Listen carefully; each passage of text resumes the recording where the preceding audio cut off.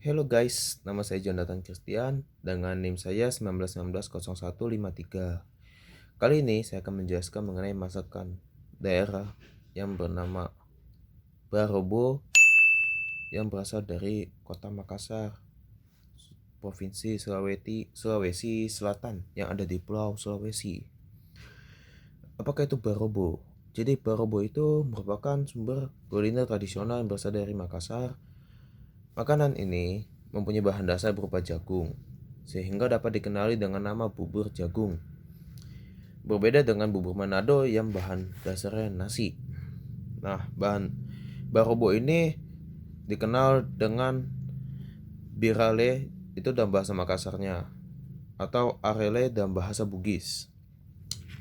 Menurut salah satu sumber yang saya dapatkan, makanan ini merupakan makanan khas orang Bulukumba yang harganya sangat terjangkau.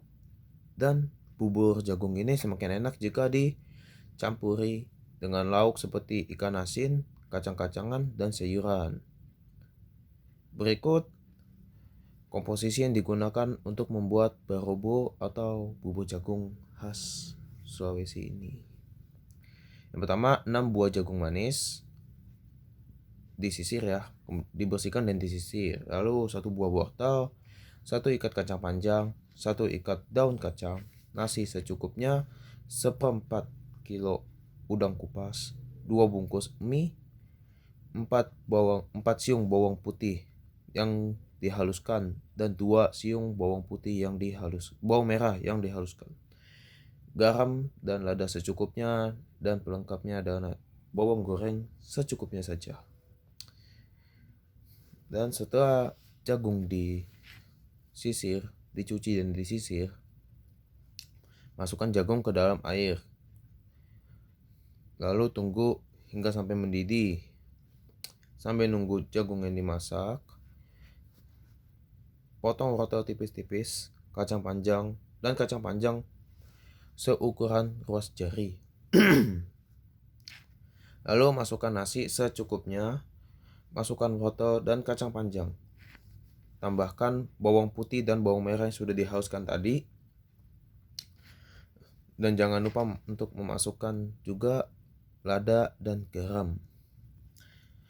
Lalu setelah itu juga memasukkan udang yang sudah dipotong-potong, mie, dan daun kacang. Aduk sampai rata dan matang. Lalu gimana cara kita nemuin bubur barobo ini? Bubur ini dapat kita temui di seluruh penjuru di kota Makassar. Sangat mudah, kita kemanapun dapat menemui makan ini. Dan dia terkenal seperti sup konro Makassar. Mirip-mirip terkenal, sehingga mudah ditemui dimanapun. Dan makanan ini juga dapat dibuat di rumah, karena bahan yang digunakan cukup mudah terjangkau. Di seluruh kota juga terdapat jagung. Kita dapat menemui jagung dengan mudah di pasar di sekitar rumah kita. Jadi sehingga kita bisa membuatnya di rumah tanpa perlu jauh-jauh ke kota Makassar. Lalu untuk makanan akulturasi yang saya pilih yaitu adalah lapa-lapa. Lapa-lapa sendiri merupakan makanan khas dari Sumbawa Barat yang berada di Provinsi Nusa Tenggara Barat. Makanan ini dibawa oleh para pengelana yang berasal dari suku Selayar yang berada di wilayah Sulawesi. Sekilas rasa dan tekstur yang dimiliki dari lapa-lapa ini mirip sekali dengan kue wajik. Bedanya dengan kue wajik yaitu kue wajik menggunakan beras ketan yang campur dengan gula merah, sedangkan lapa-lapa menggunakan bahan dasar jagung yang campur dengan gula merah,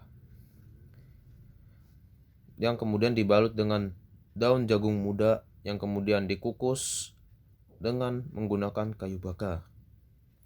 Makanan ini juga dapat kita temui di Sumbawa Barat dan di Sulawesi, yaitu asal dari tempat para pengelana tadi datang. Dan menurut sumber yang saya dapatkan, makanan ini terbilang cukup langka karena hanya ada di Sumbawa Barat, dan cara membuatnya pun masih terbilang lumayan susah. Berbeda dengan lapa-lapa yang ada di Sulawesi, yang serupa dengan lontong, yang disantap dengan aneka lauk-lauk seperti ikan teri, ayam, dan sambal.